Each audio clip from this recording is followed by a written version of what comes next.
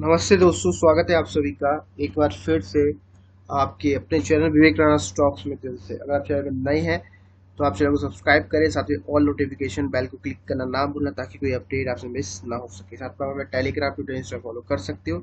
सभी लिंक्स आपको नीचे मिल जाएंगे। चलिए दोस्तों, बात कर लेते हैं आज इस ₹1 के शेयर के बारे में, जिसके क्वेश्चन आप लोग लगातार पूछते रहते हो सर कि स्टॉक पे क्या करना चाहिए, क्या अभी दम है स्टॉक में या फिर हमें यहाँ पर एग्जिट कर लेना चाहिए। देख लेते हैं इस वीडियो के माध्यम से।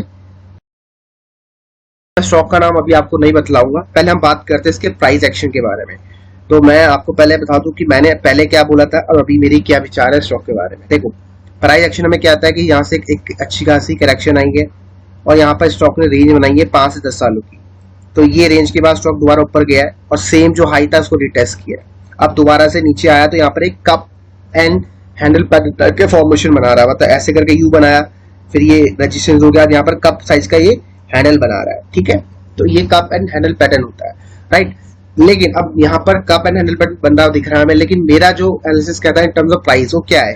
देखो, ये जो रेंज है ना, ये रेंज एक सपोर्ट है बहुत तगड़ा वाला, क्योंकि यहाँ देखो, यहाँ पर आपको समझो थोड़ा, एक रिटेल को कैसे आप लोगों को मतलब डराया जाता है।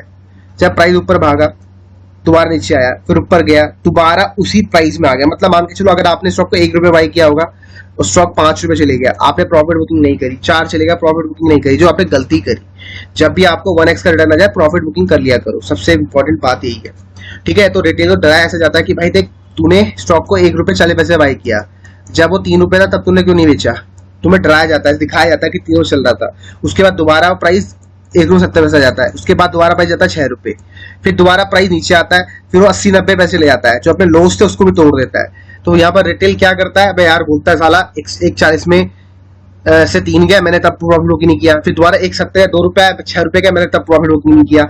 अब साला पूरा का पूरा लॉस तोड़ दिए, तो मैं क्या करूं। तो आप लोग वहां पर एग्जिट करना स्टार्ट कर देते हो, ठीक है, पैनिक में आके। और यही सबसे बड़ी गलती हम लोग करते हैं। जब भाई पैसा बन रहा था तो वहां पर पहले 1x का रिटर्न बुक करो, और अब जब आपने रिस्क खेल लिया है, आपने एक स्टॉप लॉस भी सोचा होगा, वो स्टॉप लॉस दिमाग में रखो और उसको अप्लाई करो। और बहुत ऐसे सिचुएशन में लोग स्टॉप लॉस भी भूल जाते हैं कि यार हाँ, आपका स्टॉप लॉस हिट हुआ नहीं होता है और आप उससे पहले एग्जिट कर देते हो डर के मारे। तो ये गलती नहीं करनी है आप लोगों को, ठीक है।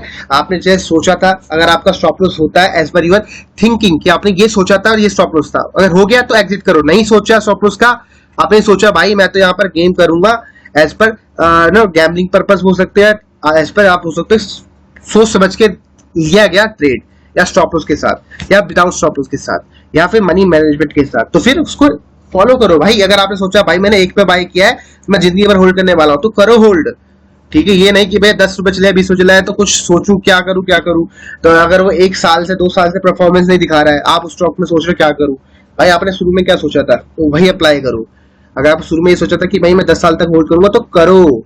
और पहले ये सोचो कि आपने स्टॉक को बाय क्यों किया था, वो रीजन क्या स्टॉक में अभी भी है। जब तक वो रीजन स्टॉक में है तो होल्ड करो, अगर नहीं है रीजन तो एग्जिट कर दो, ठीक है। बहुत सारे रीजन हो सकते हैं। अब मैं आपको अपने रीजन बताता हूँ स्टॉक में क्या करना चाहिए। मेरे हिसाब से स्टॉक द्वारा 90 पैसे से लेके ₹1 की प्राइस में बाय बनता है।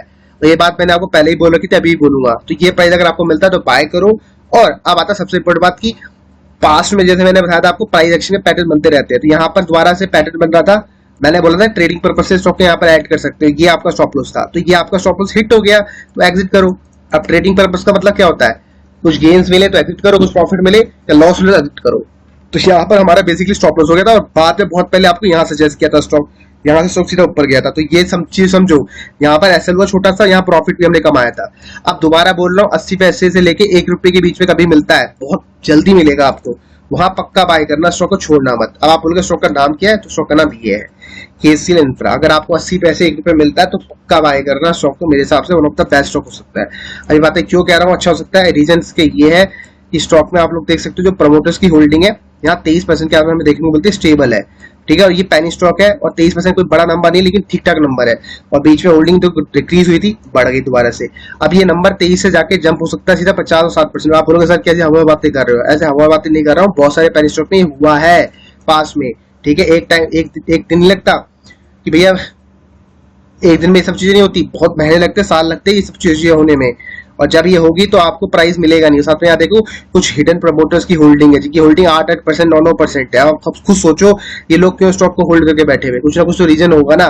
तो ये भी लॉन्ग टर्म के बारे में सोच रहे हैं, ना कि शॉर्ट टर्म के बारे में सोच रहे हैं। तो आपको भी शॉर्ट टर्म के बारे में नहीं, लॉन्ग टर्म के बारे में सोचना है। ठीक है, सबसे पहले अपने वाई का क्वेश्चन का आंसर ढूंढो कि मैं क्यों इन्वेस्ट कर रहा हूँ।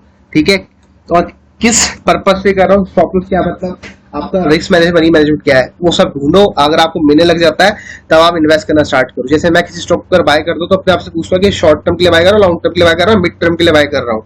अगर मेरा यहाँ पर ये प्राइस ऊपर से आता तो मैं क्या करूंगा, नीचे आता तो मैं क्या करूंगा, उससे नीचे आता तो क्या करूंगा। ये सब चीजें पहले से सोच के रखो, लिख के रखो।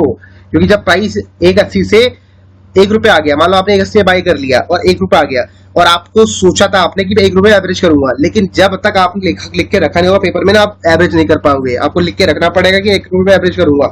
वो 1 रुपए आके दोबारा 2 रुपए चले जाएगा और आप देखते रह जाओगे। समझिए, तो ये गलती नहीं करनी है। आप लिखोगे कि मुझे ये करना है, उसके बाद फिर आपको रिजल्ट मिलना स्टार्ट हो जाएगा। ठीक है भाई, वीडियो को समाप्त करता हूँ। बाकी मिलते हैं आपको अपने अगले वीडियो में। Bye bye, take care, good night. Question है आपके स्टॉक के रिगार्डिंग, नीचे कमेंट कर सकते हो।